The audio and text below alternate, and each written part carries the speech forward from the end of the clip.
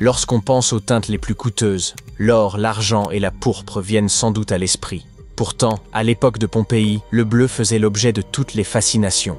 Appelé d'abord bleu égyptien, puis renommé bleu pompéien, ce pigment était l'incarnation du luxe, ornant avec éclat les murs d'Égypte, dès 2500 avant notre ère. À Pompéi, la demande était telle que le bleu pouvait valoir davantage encore que la pourpre, pourtant déjà réputée pour son prix exorbitant. Mettre la main sur un artefact bleu de Pompéi est déjà exceptionnel. Alors imaginez une salle entière. En mai 2024, les archéologues ont enfin révélé une pièce intégralement bleue, décorée de fresques représentant des figures féminines et des symboles des 4 saisons. Ce trésor avait en réalité été découvert au temps des Bourbons, mais la fouille complète n'a été menée à bien que récemment.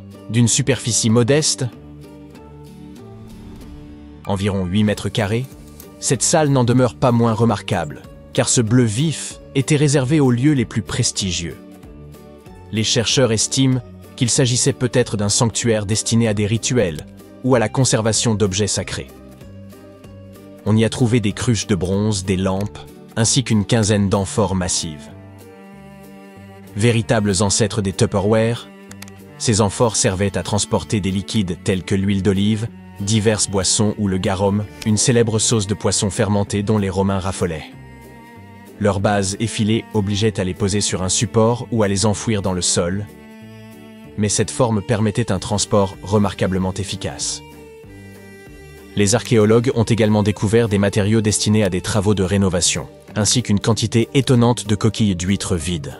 On pourrait croire que la salle avait accueilli de somptueuses réceptions où l'on dégustait huîtres et amphores de vin.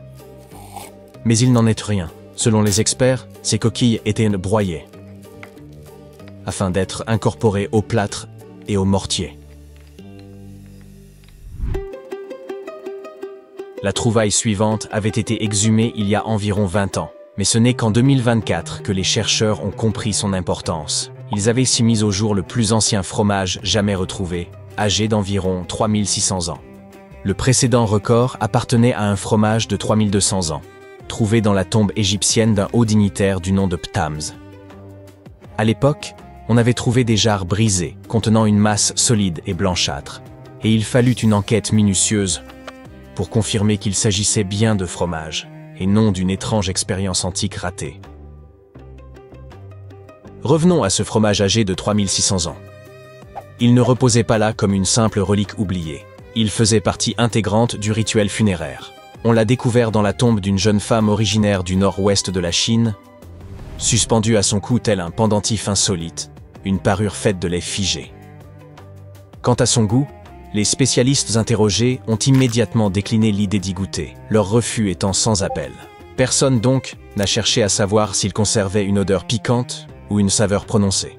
Grâce aux technologies modernes, il est néanmoins possible d'en analyser la composition et d'identifier certaines traces aromatiques. Et même si l'on osait le goûter, il ne serait guère appétissant, car il est désormais dur comme la pierre. Les chercheurs ont déterminé qu'il s'agissait sans doute d'un fromage de kéfir, élaboré à partir de lait fermenté avec des grains de kéfir, associant lait de chèvre et de vache. Ironiquement, la défunte appartenait au peuple de Xiaohe, probablement intolérant au lactose. Cependant, malgré la rareté des ressources végétales, ce fromage de kéfir, très pauvre en lactose, leur restait parfaitement digeste. Vous souvenez-vous de l'époque où tout paraissait plus éclatant, l'herbe semblait plus verte, les gens plus aimables, et les arbres d'une majesté singulière? Bon, peut-être pas pour l'herbe ni pour les gens, mais pour les arbres, c'est autre chose. En 2024, des fossiles de plantes découverts au Nouveau-Brunswick, au Canada, ont provoqué l'étonnement du monde scientifique.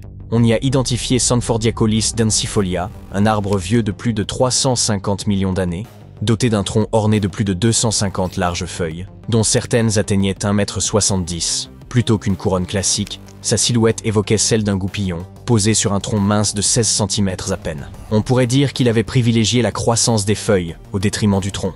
Contrairement à la plupart des arbres anciens, souvent représentés comme de simples colonnes végétales, celui-ci se distingue nettement, rappelant à la fois les fougères et les palmiers, bien que ces derniers soient apparus plus tard. Les fossiles, admirablement conservés, reposaient dans un ancien lac de failles formées après un séisme.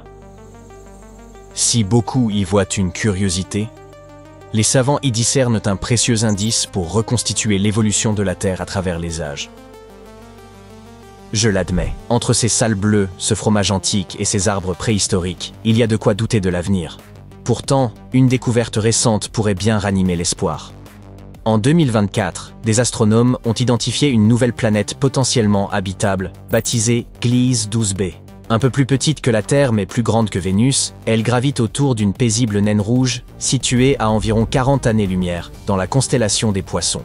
Cette étoile ne représente que 27% de la taille du Soleil et dégage environ 60% de sa chaleur, plaçant ainsi Gliese 12b dans la fameuse zone habitable, où l'eau liquide pourrait exister, malgré son orbite rapide de 12,8 jours. Si elle est dépourvue d'atmosphère, sa surface atteindrait près de 42 degrés. De quoi convenir à ceux qui supportent sans peine les étés brûlants d'Occitanie.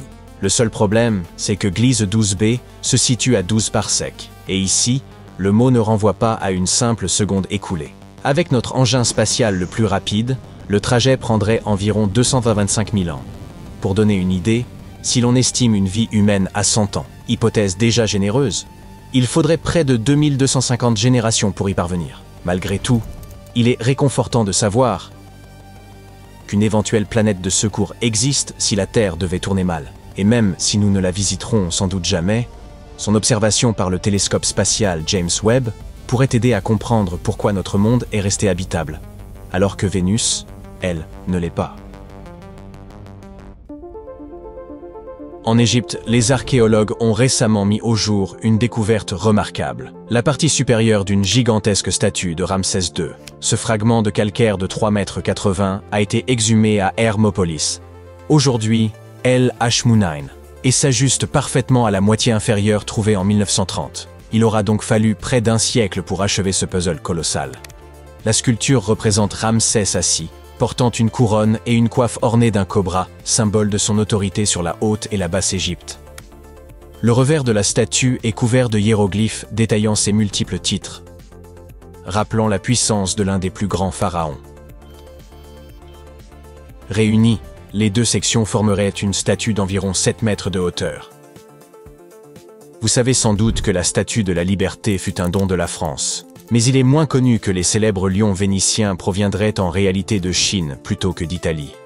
En 1295, Marco Polo rentra à Venise après un long périple depuis un lieu qu'il appelait Cathay, que nous identifions aujourd'hui comme la Chine, rapportant des récits stupéfiants sur le papier-monnaie, le charbon ou encore le somptueux palais de Kubilai Khan à Xanadu. À l'époque, beaucoup accueillirent ces histoires avec scepticisme, et même les chercheurs modernes demeurent parfois hésitants. Malgré ses doutes, Polo reste une figure essentielle reliant l'Europe à la Chine ancienne.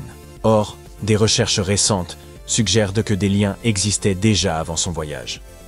L'exemple le plus marquant est celui du lion de bronze de Venise, sur la place Saint-Marc. Selon des chercheurs de l'université de Padoue, il aurait été façonné à partir de cuivre extrait de la région du bas Yangtze, en Chine, il y a plus de 3 millénaires. Conclusion établie grâce à une analyse chimique menée en 2024. Ce lion ailé devint le symbole de Venise entre 1261 et 1264, sans doute avant même l'expédition de Marco Polo. On note en outre sa ressemblance frappante avec les gardiens des tombes de la dynastie Tang, ce qui laisse penser qu'il aurait subi quelques modifications avant d'atteindre la Sérénissime. En 2024, l'actualité ne se limite pas au progrès scientifique, elle s'illustre aussi par de véritables chasses au trésor. Lors d'une expédition sous-marine, des chercheurs ont découvert une statue en bronze de 60 cm, représentant la déesse grecque Artémis, autrefois posée sur la cheminée du Titanic. Retrouver cette œuvre relevait de l'exploit, semblable à une aiguille perdue dans une botte de foin à 4000 mètres sous l'océan. Cette pièce n'est qu'un des nombreux trésors que les archéologues maritimes recherchent encore, parmi les restes du célèbre paquebot, bien plus qu'un simple navire de luxe. Il abritait une remarquable collection d'art, d'une Renault de 1912 à cette statue inspirée de la collection du Louvre.